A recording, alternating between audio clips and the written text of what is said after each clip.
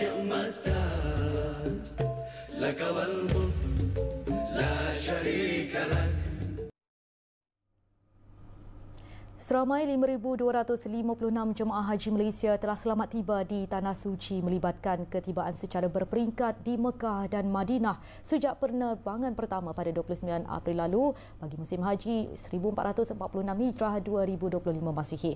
Ketua Rombongan Haji Malaysia Muhammad Hisham Harun memaklumkan daripada jumlah itu 4,419 jemaah masih berada di Madinah manakala 837 jemaah telah memasuki Mekah sejak 4 Mei.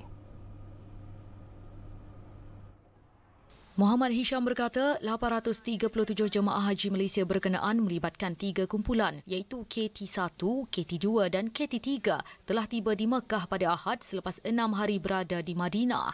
Jadi sebanyak 19 penerbangan telah pun mendarat di lapangan terbang Prince Muhammad Abdul Aziz di Madinah daripada keseluruhan 100 penerbangan haji pada tahun ini.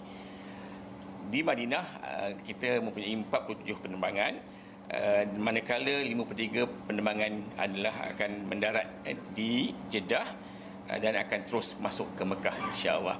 Semasa sidang meja di Ibu Pejabat TH di Mekah pada Isnin, Muhammad Hisham berkata kesemua jemaah telah selesai menunaikan umrah pertama secara berperingkat dengan diketuai oleh seorang mutawif atau pembimbing serta petugas TH bagi melaksanakan ibadah umrah.